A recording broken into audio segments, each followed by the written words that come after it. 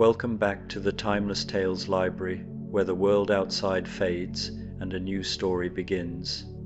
I'm Oliver, your host, and tonight I'll be sharing a soothing tale to ease your mind and guide you gently towards sleep. The Timeless Tales Library is made possible by listeners like you. If you've found comfort here, please subscribe and help us continue creating these peaceful stories. As you settle in, comment below and let me know where you are in the world tonight, and share a place you dream of, a story taking you to perhaps the dusty aisles of an old bookstore, the quiet corners of a coastal lighthouse, a snow-blanketed cabin, or a silent, star-filled desert. Your ideas keep our little library glowing bright. This story is about a stormy November evening when the warm glow of the rainy day Pecan Pie Cottage bakery beckons weary travelers inside.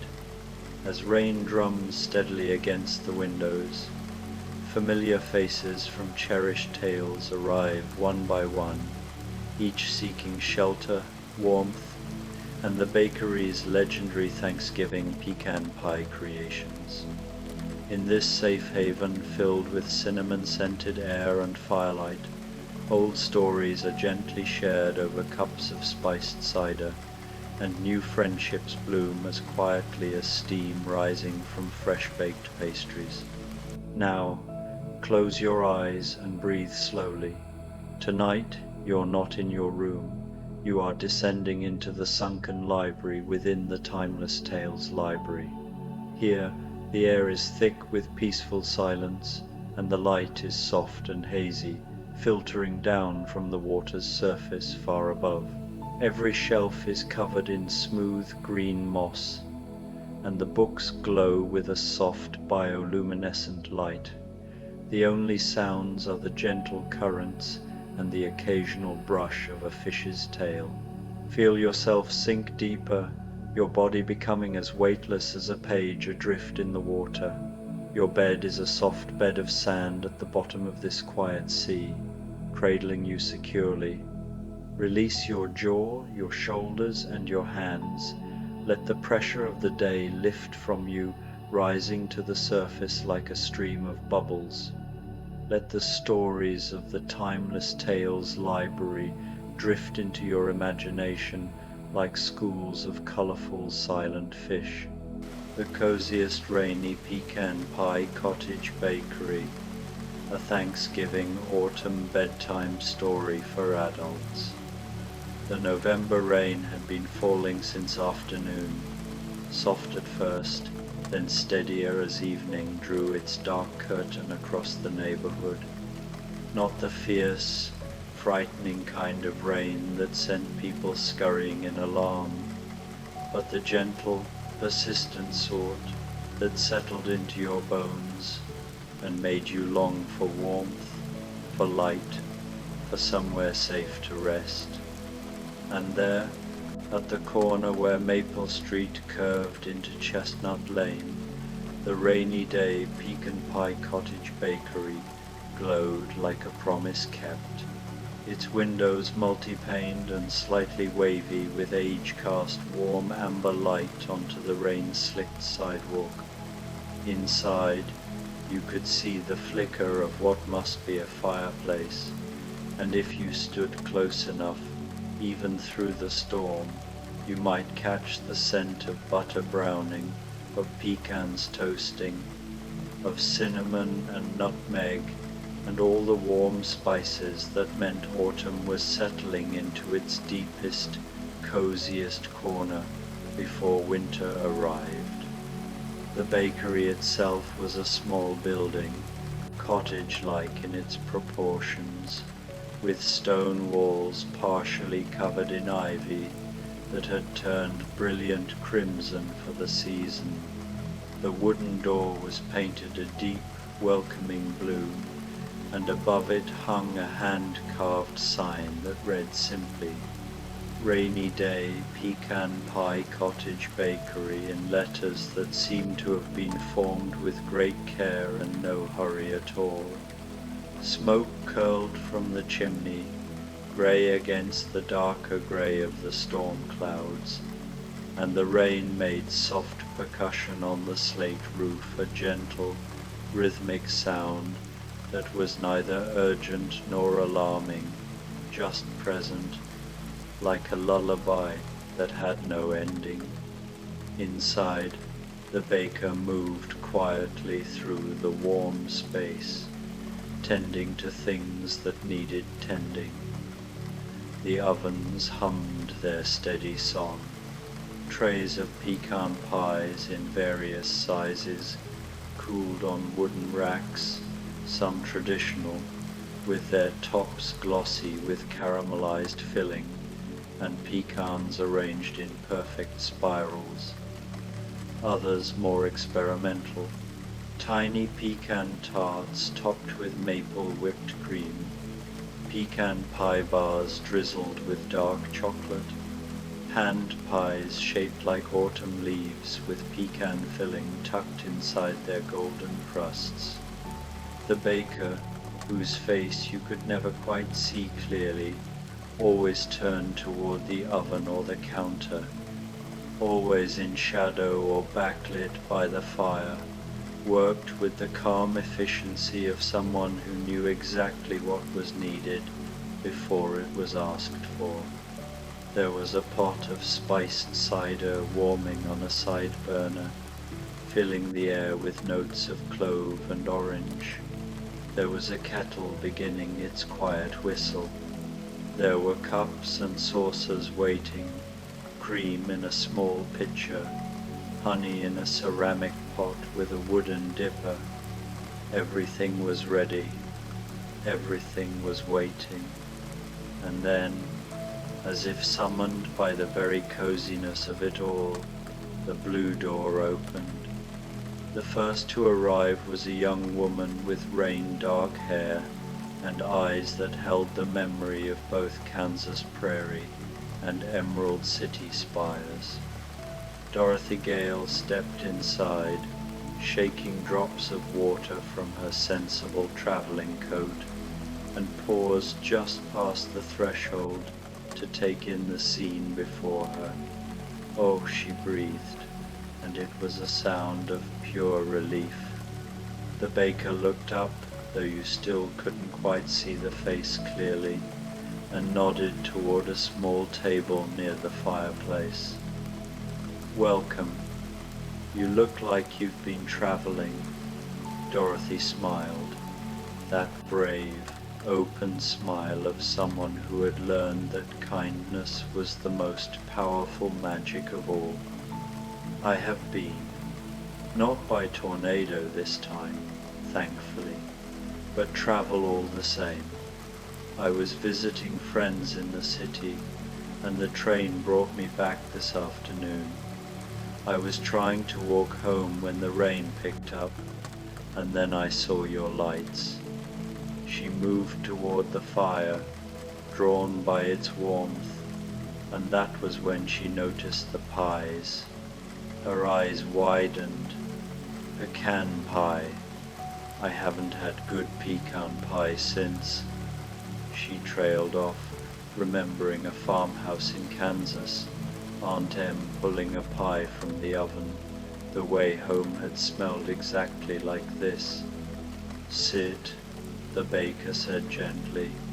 I'll bring you something special.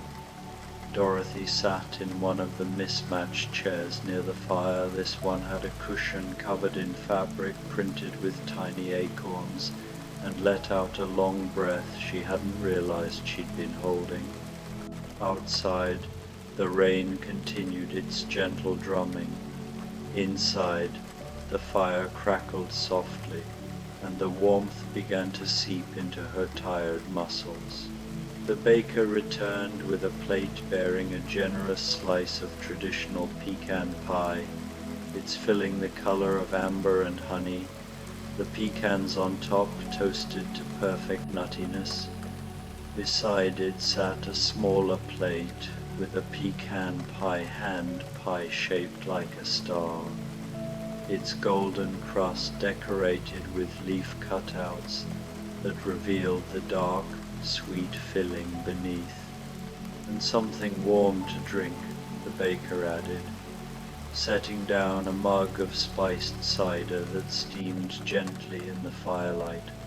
Dorothy wrapped her hands around the mug, feeling its warmth spread through her palms. "Thank you.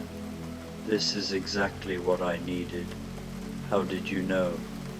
The baker's smile, you could see the smile, even if the rest remained mysteriously unclear, was kind. "That's what this place is for, especially on stormy nights." Dorothy took a sip of cider. It was perfect, sweet and spiced and exactly the right temperature, and then tried a bite of the pie. The pastry dissolved on her tongue. Butter and flour transformed into something light as clouds. The filling was rich but not too sweet, with that deep molasses undertone that made pecan pie more than just a dessert. It made it a comfort, a memory, a sense of place. "It tastes like home," she said softly. "Good," the baker replied, and returned to the counter where more pies were cooling. Dorothy ate slowly, savoring each bite, letting the warmth and the sugar and the peaceful atmosphere work their gentle magic. She watched the flames dance in the fireplace, listened to the rain, and felt the tightness in her chest, the tightness that came from always being the one who solved problems, who stayed brave, who led her friends to victory, finally begin to ease. The door opened again. This time the visitor was smaller, younger looking, with blonde hair that fell in tangles around her face, and a blue dress that had seen better days, or perhaps stranger days. Alice stepped inside, water dripping from her hem, and looked around with the wide-eyed curiosity that had served her well in places much stranger than this bakery. "Curiouser and curiouser," she murmured, taking in the pies, the fire, the way Dorothy looked so perfectly content in her chair. "Is this real, or am I still falling?" "It's real," Dorothy assured her from her spot by the fire. "At least I think it is. It certainly tastes real." Alice approached cautiously, the way one might approach a tea party hosted by a Mad Hatter, with interest but also a healthy awareness that things might suddenly become nonsensical. But the baker simply smiled that partial smile and gestured to a chair near Dorothy's. "You must be Alice," the baker said. "I have something I think you'll like." "How did you?" Alice began, but then stopped. After falling down rabbit holes and meeting caterpillars who smoked hookahs, a baker who somehow knew her name seemed almost reasonable. "Yes, I'm Alice. I've been wandering rather a long time today. I'm not entirely sure I know the way home anymore. Everything looks different in the rain." "Then it's good you found your way here," the baker said, already preparing a plate. "Sit. Get warm. There's no hurry." Alice sat, and a moment later found herself presented with something wonderful. A pecan pie tart the exact size of a teacup saucer, topped with a swirl of maple cream and a single candied violet. Beside it, arranged on a small plate, were 3 pecan pie truffles, each one rolled in cocoa powder and looking for all the world like the little eat-me cakes she'd once encountered, but these, she somehow knew, would only make her feel exactly the right size, cozy-sized, safe-sized. "And tea," the baker added, setting down a proper cup and saucer delicate china with a pattern of autumn leaves, with cream and honey. Oh, proper tea, Alice sighed with genuine pleasure. Not a mad tea party at all. Dorothy laughed softly. Is that a place you've been? Several times, Alice said, trying a bite of the tart.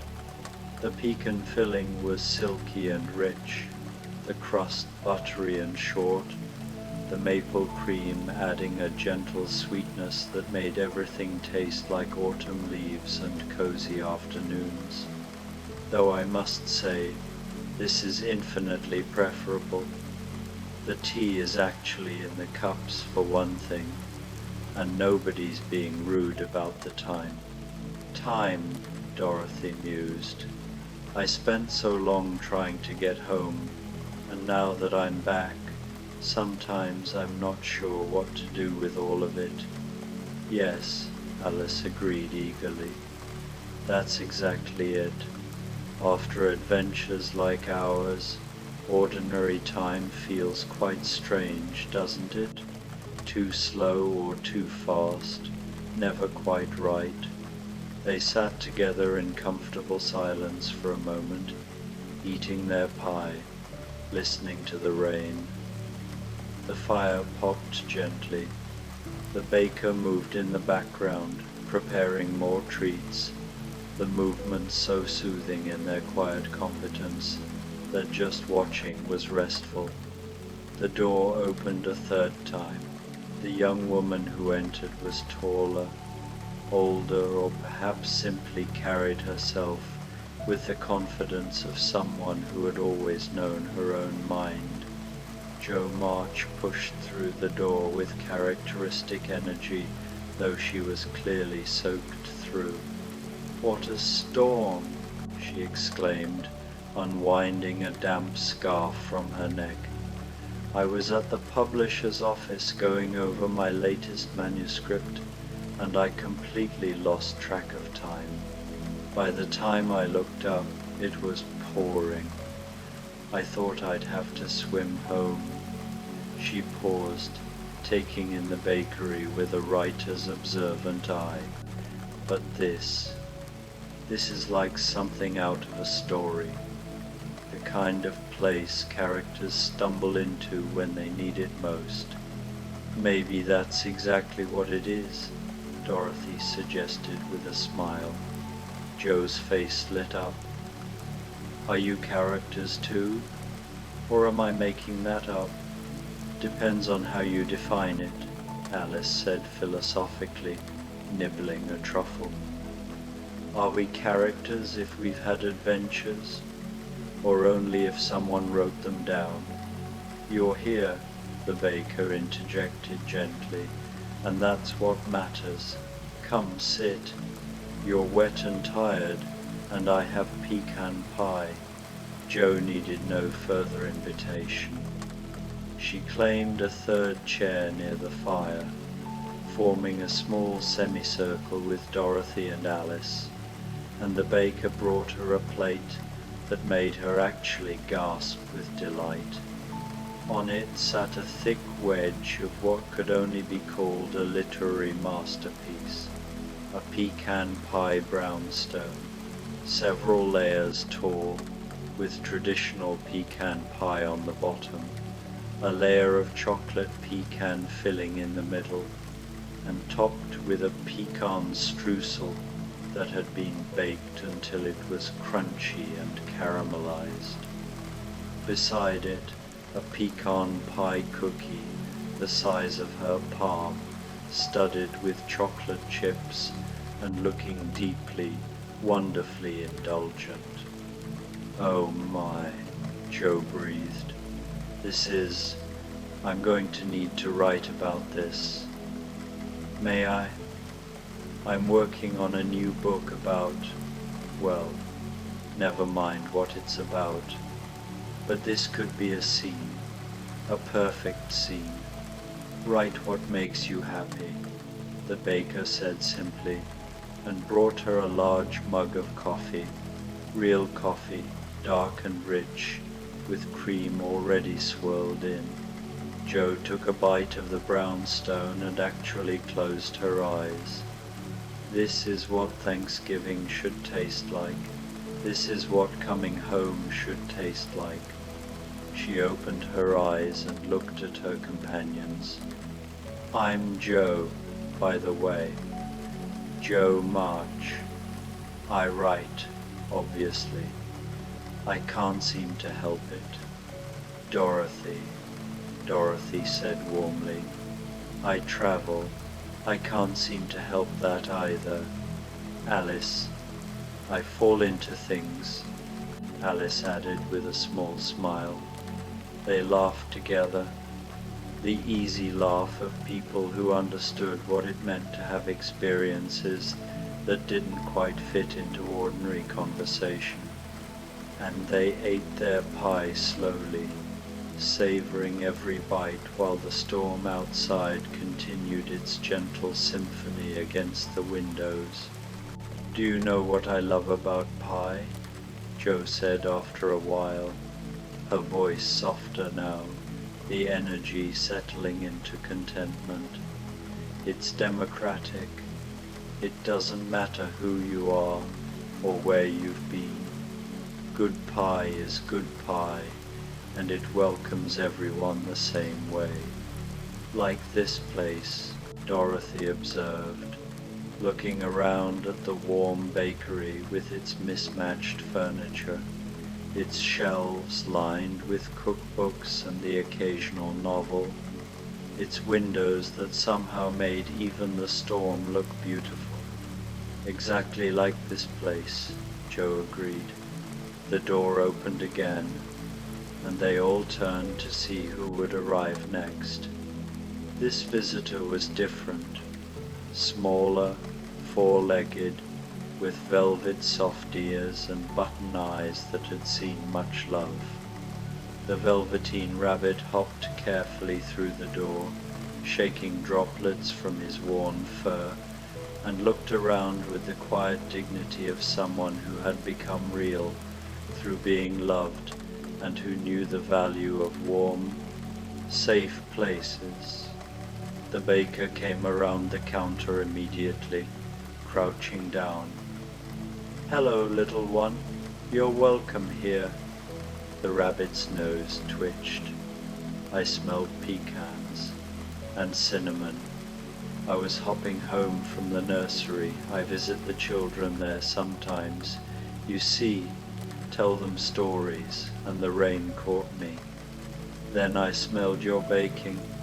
Come by the fire, Alice said immediately, understanding instinctively that this was someone who had known hardship, who had been shabby and overlooked before becoming precious.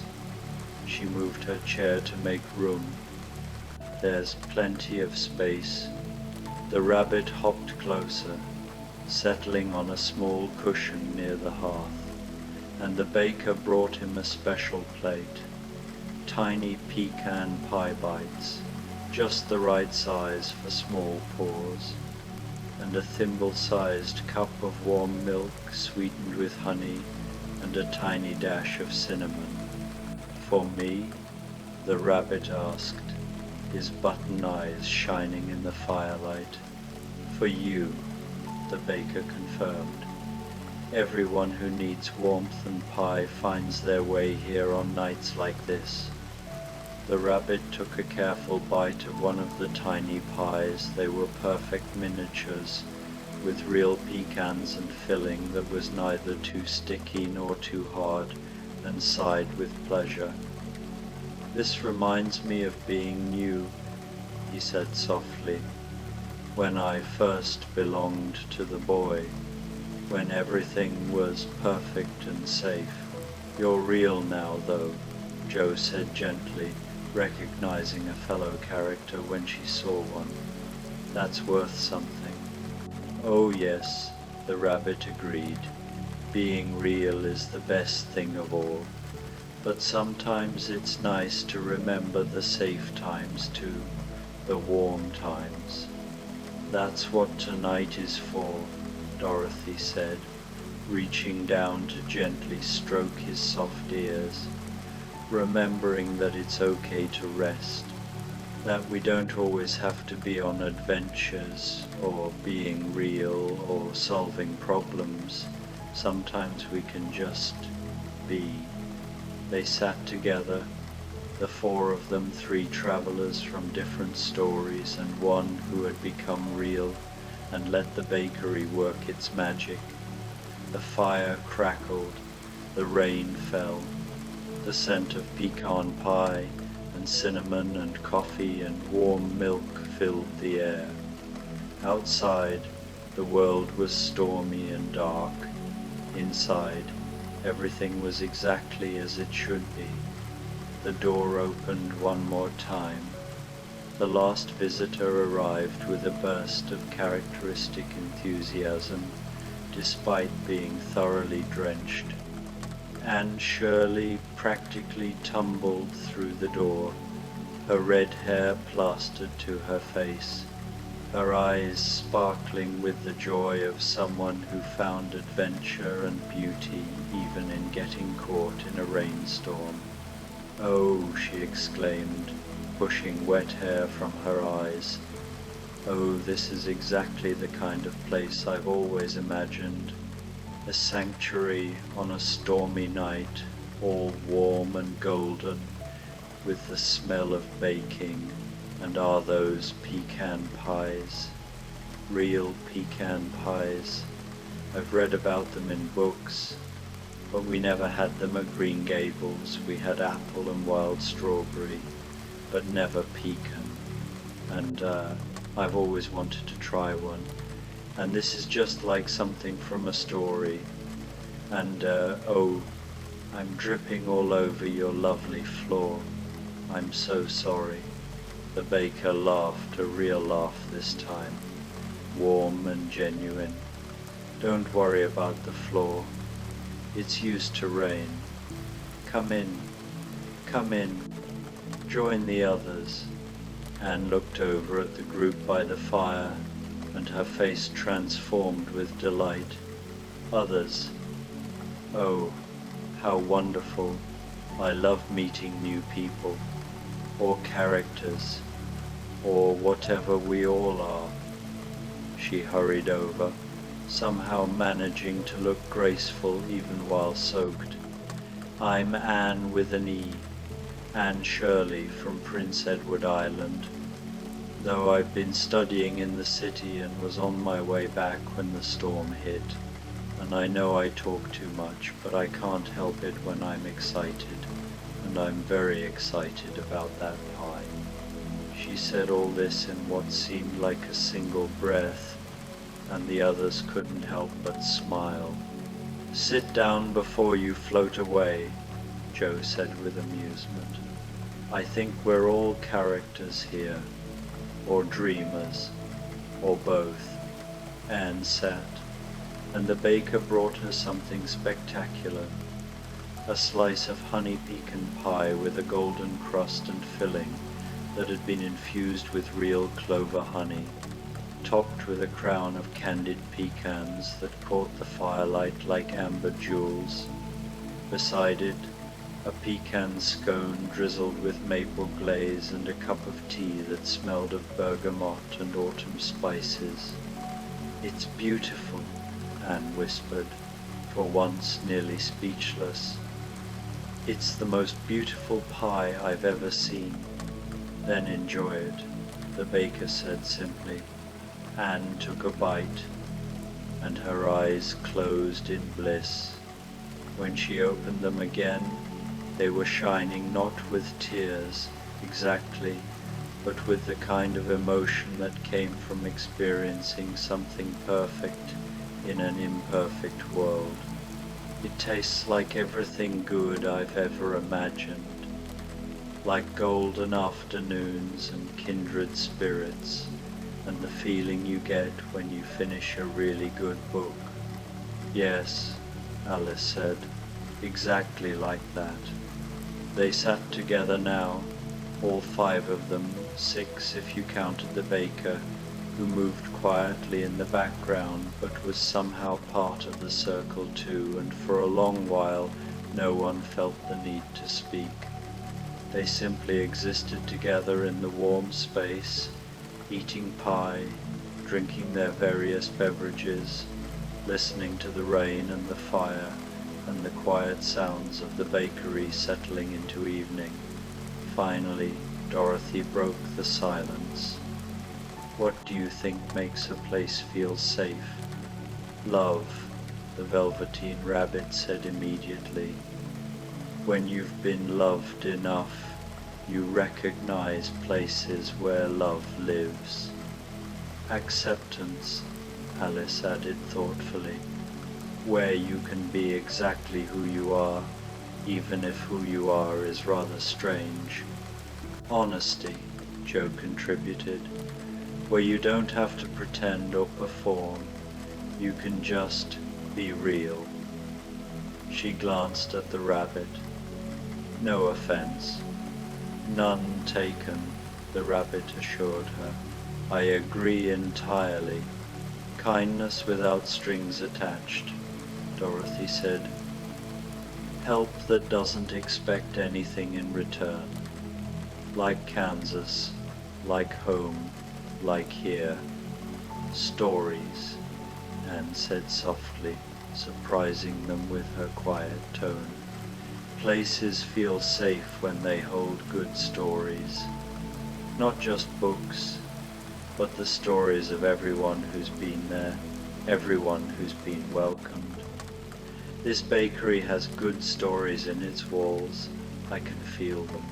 The baker, who had been listening from the counter, came over with a large tray. On it were more treats, slices of different pecan pies for sharing, tiny pecan tartlets, more of those perfect miniatures for the rabbit, fresh coffee and tea and cider, but also thick slices of bread with butter, small bowls of soup that smelled of sage and autumn vegetables, things more substantial than dessert. "You're all staying a while longer," the baker said, and it wasn't quite a question. "Until the rain eases. Until you're ready." "Yes," they agreed, almost in unison, and so they did. Time moved differently in the bakery. Perhaps it always had. Outside, the storm continued, but it felt distant now, less like something to fear or escape, and more like a lullaby, a gentle boundary between the world of worry and this small pocket of peace. They shared food, these characters from different stories. They passed plates back and forth, tried bites of each other's pies, discovered that chocolate pecan was even better than traditional, that honey pecan had a delicate sweetness that traditional lacked, that every variation was perfect in its own way. They talked, but gently. No one interrogated anyone else about their adventures. No one pressed for details about witches, or rabbit holes, or battles, or transformations. Instead, they spoke of small things, favorite books, what autumn meant to each of them, the comfort of rain when you were safely indoors, the way firelight made everything seem a bit magical. Jo pulled a small notebook from her pocket miraculously, only slightly damp, and began sketching the scene, capturing the way the light fell, the arrangement of the chairs, the expressions on her companions' faces. "Not for a story," she explained, "but just to remember, just to hold on to this feeling." Anne recited poetry from memory, not the sad kind, but the kind that celebrated beauty and friendship and the extraordinary hidden in the ordinary. Her voice was soft but animated, painting pictures with words the way the baker painted pictures with pie. Alice told them about the logic puzzles she'd encountered in Wonderland, but made them cozy somehow, turned them into gentle riddles they could solve together by the fire. They laughed when they got them wrong, celebrated when someone puzzled out an answer. Dorothy sang just a few bars of a song from Kansas, something simple about home and harvest and being grateful, and her voice was sweet and genuine, holding no magic but her own. The Velveteen Rabbit simply listened, content to be part of this gathering, his button eyes reflecting the firelight. But when Anne asked him about becoming real, he told the story gently, making it not about the pain of being worn and shabby, but about the joy of being truly loved. About how being real meant you could be hurt, yes, but also that you could feel this warmth, this contentment, this sense of belonging. The baker brought more treats as the evening deepened. Pecan pie bread pudding with vanilla sauce, warm and comforting. Pecan-studded shortbread cookies, tiny cups of chocolate with cinnamon, each one topped with a single candied pecan. Not because anyone was still hungry exactly, but because the giving and receiving of food was its own form of care, its own way of saying, "You are welcome here, you are safe here, you matter." Outside, slowly, the rain began to soften. The drumming on the roof became gentler, more intermittent. The storm was passing, moving on to shelter someone else, perhaps to drive other wanderers toward other warm doors. But none of them moved to leave. Not yet. "I don't want to go," Anne admitted softly. "Is that childish? I know I should go home. Diana will worry, but this has been so perfect, so exactly what I needed." "It's not childish," Joe assured her. "It's human. We all need places like this, moments like this.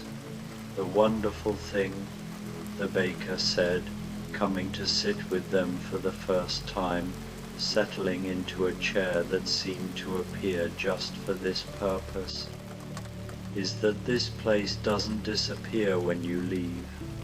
It's here whenever the rain falls, whenever you need it." "Will we remember?" Alice asked. "Or will it become like a dream, the kind that fades when you wake?"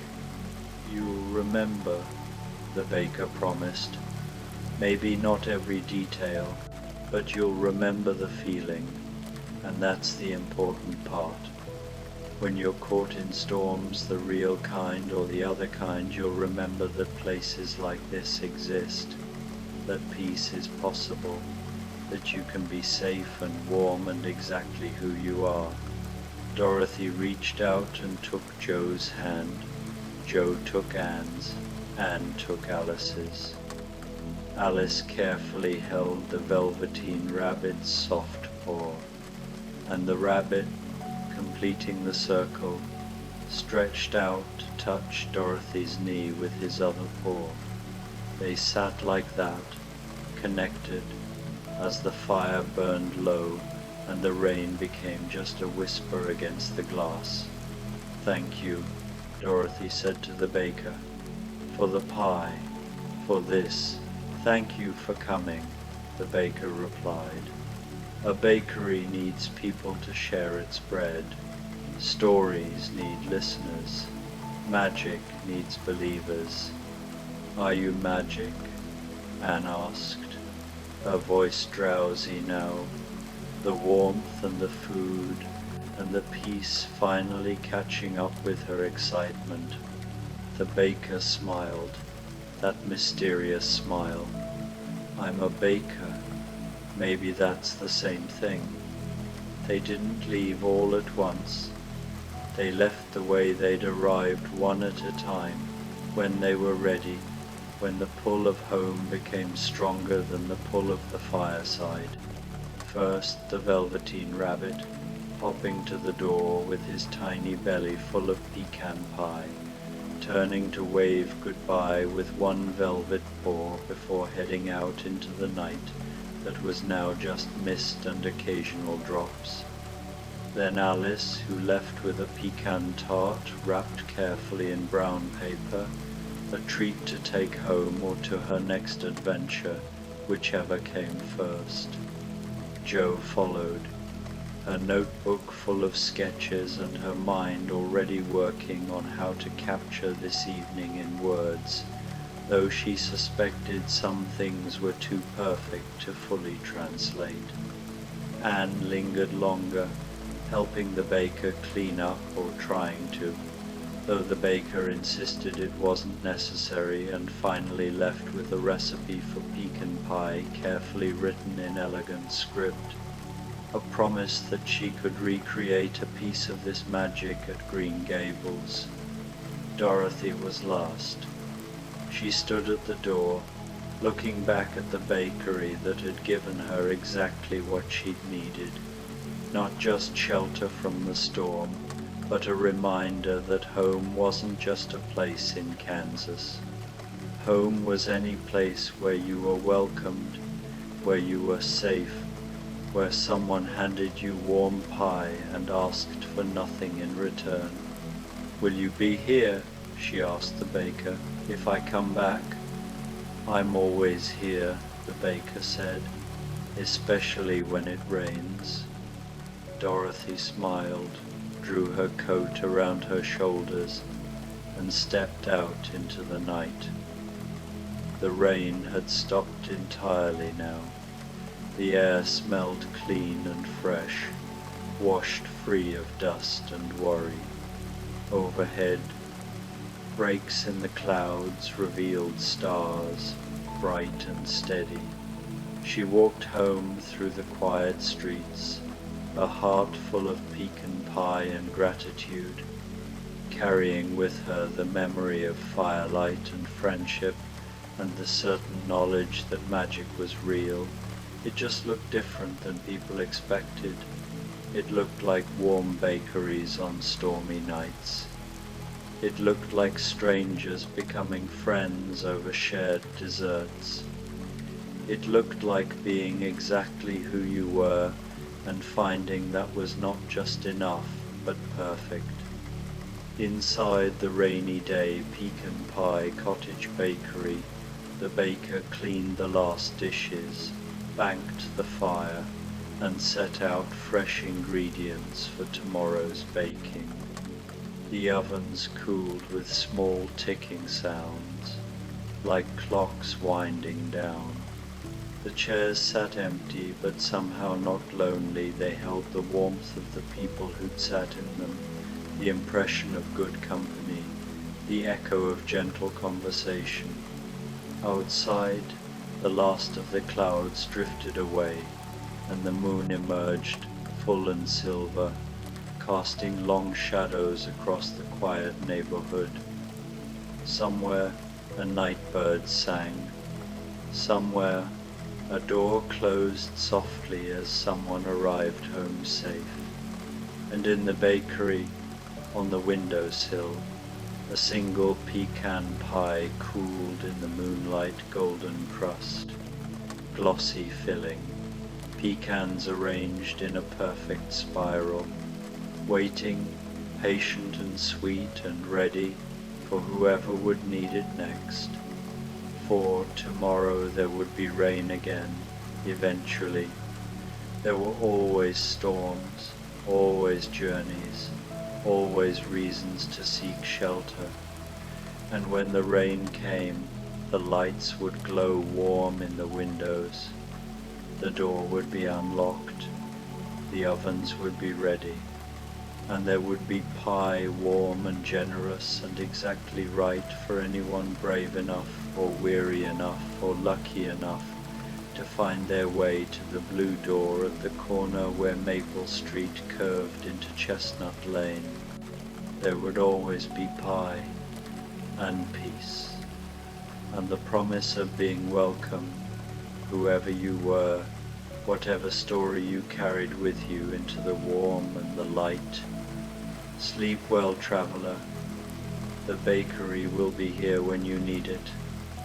The rain will fall again. The door will open. And somewhere, always, there is pie waiting just for you. Thank you for coming, the baker replied. A bakery needs people to share its bread.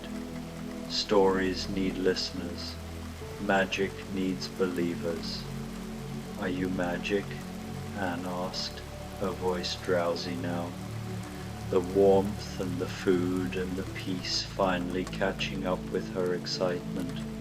The baker smiled, that mysterious smile. I'm a baker. Maybe that's the same thing. They didn't leave all at once. They left the way they'd arrived, one at a time, when they were ready, when the pull of home became stronger than the pull of the fireside. First, the Velveteen Rabbit, hopping to the door with his tiny belly full of pecan pie, turning to wave goodbye with one velvet paw before heading out into the night that was now just mist and occasional drops.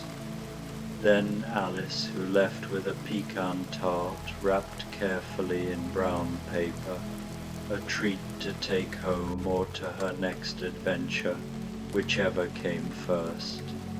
Jo followed, her notebook full of sketches, and her mind already working on how to capture this evening in words, though she suspected some things were too perfect to fully translate. Anne lingered longer, helping the baker clean up or trying to, though the baker insisted it wasn't necessary, and finally left with a recipe for pecan pie carefully written in elegant script, a promise that she could recreate a piece of this magic at Green Gables. Dorothy was last. She stood at the door looking back at the bakery that had given her exactly what she'd needed, not just shelter from the storm, but a reminder that home wasn't just a place in Kansas. Home was any place where you were welcomed, where you were safe, where someone handed you warm pie and asked for nothing in return. Will you be here? She asked the baker. If I come back? I'm always here, the baker said, especially when it rains. Dorothy smiled, drew her coat around her shoulders, and stepped out into the night. The rain had stopped entirely now. The air smelled clean and fresh, washed free of dust and worry. Overhead, breaks in the clouds revealed stars, bright and steady.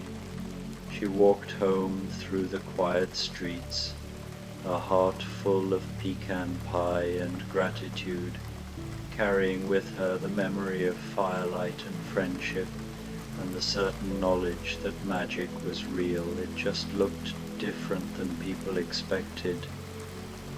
It looked like warm bakeries on stormy nights. It looked like strangers becoming friends over shared desserts. It looked like being exactly who you were and finding that was not just enough, but perfect. Inside the rainy day pecan pie cottage bakery, the baker cleaned the last dishes, banked the fire, and set out fresh ingredients for tomorrow's baking. The ovens cooled with small ticking sounds, like clocks winding down. The chairs sat empty, but somehow not lonely. They held the warmth of the people who'd sat in them, the impression of good company, the echo of gentle conversation. Outside, The last of the clouds drifted away, and the moon emerged, full and silver, casting long shadows across the quiet neighborhood. Somewhere a night bird sang. Somewhere a door closed softly as someone arrived home safe. And in the bakery, on the windowsill, a single pecan pie cooled in the moonlight golden crust, glossy filling, pecans arranged in a perfect spiral, waiting, patient and sweet, and ready for whoever would need it next. For tomorrow there would be rain again, eventually. There were always storms, always journeys, always reasons to seek shelter, and when the rain came, the lights would glow warm in the windows. The door would be unlocked, the ovens would be ready, and there would be pie warm and generous and exactly right for anyone brave enough or weary enough or lucky enough to find their way to the blue door at the corner where Maple Street curved into Chestnut Lane. There would always be pie and peace and the promise of being welcome, whoever you were, whatever story you carried with you into the warm and the light. Sleep well, traveler. The bakery will be here when you need it. The rain will fall again. The door will open. And somewhere, always, there is pie waiting just for you.